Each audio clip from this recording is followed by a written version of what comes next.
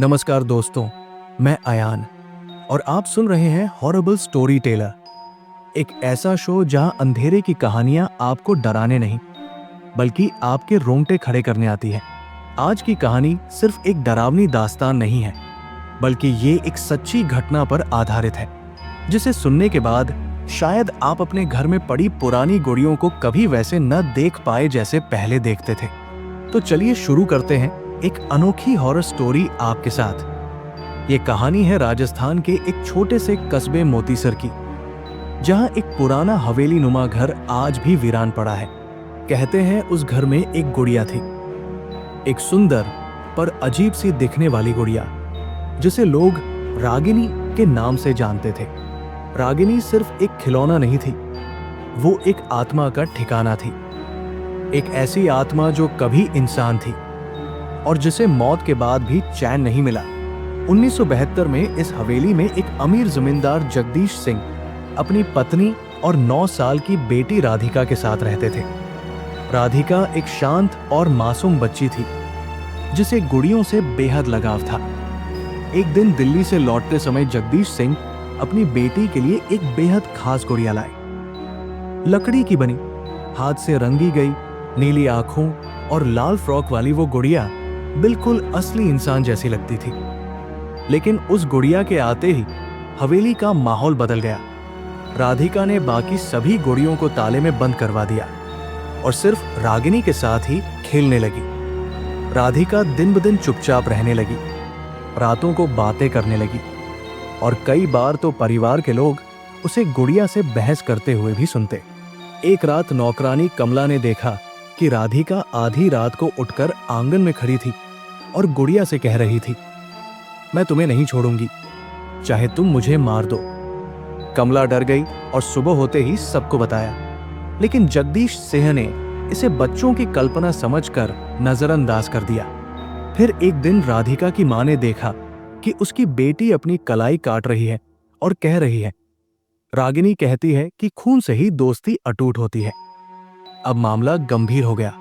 हवेली में पुजारियों को बुलाया गया, लेकिन जब उन्होंने गुड़िया को देखा तो उनका चेहरा पीला पड़ गया।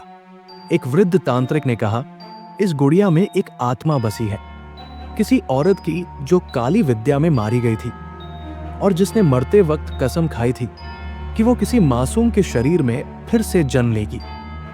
जगदीश सिंह ने गुड़िया को हवेली से बाहर फेंकने की कोशिश की, लेकिन वो हर बार किसी न किसी कोने से वापस मिल जाती। एक रात हवेली की बिजली चली गई और राधिका की चीख सुनाई दी।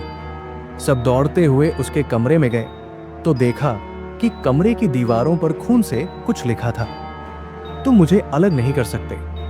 और अगले ही दिन राधिका अपने कमरे में मृत पाई गई। मुंह से झाग निकल रहा था, आंखें खुली हुई थी और उसके पास वही गुड़िया बैठी थी। उसकी आंखें अब लाल थी। इसके बाद हवेली में रातों को किसी लड़की के रोने की आवाज आने लगी। खिड़कियां अपने आप खुलने बंद होने लगी और नौकर चाकर एक एक करके हवेली छोड़ते गए। कहते हैं एक बार हवेली में रहने आया एक नया परिवार, जो इस कहानी से अनजान था, कुछ ही दिनों में पागल हो गया। उनकी बेटी ने भी उसी गुड़िया को अपने पास पाया और फिर वही घटनाएं दोहराई जाने लगी। जगदीश सिंह ने आखिरकार उस गुड़िया को जलाने की कोशिश की, लेकिन लकड़ी की वो गुड़िया आग में भी नहीं जली और उसी रात वो हवेली पूरी तरह जलकर खाक हो गई। लोग कहते हैं कि एक औरत की हंसी के साथ आग की लपटें उठी थी और उन लपटों में से गुड़िया को चलते हुए देखा गया था। उसके बाद से मोतीसर की वो हवेली एक अभिशप्त जगह बन गई। आज भी उस जली हुई हवेली के पास जाने की किसी की हिम्मत नहीं होती। जो गए वो या तो पागल हो गए या फिर लौटे ही नहीं। गांव के बच्चे उस जगह को रागिनी का घर कहते हैं। कुछ साल पहले एक डॉक्यूमेंट्री फिल्म मेकर उस हवेली पर वीडियो बनाने गया। उसका नाम था अक्षय। उसने कैमरा लगाया, रात भर रिकॉर्डिंग की और कैमरे में कुछ बेहद डरावनी चीजें कैद हुई।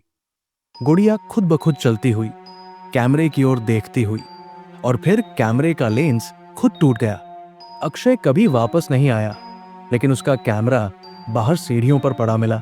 उसमें आखिरी रिकॉर्डिंग थी एक लड़की की आवाज जो कह रही थी, तुम भी अब मेरे साथ रहोगे। और तब से कोई उस कैमरे को भी छूने की हिम्मत नहीं करता। आज भी अगर कोई उस हवेली के पास से गुजरे तो उसे लगेगा जैसे कोई बच्ची उसे बुला रही हो, और दूर से लाल फ्रॉक में एक लड़की झलकती है, लेकिन पास जाने पर वो गायब हो जाती है।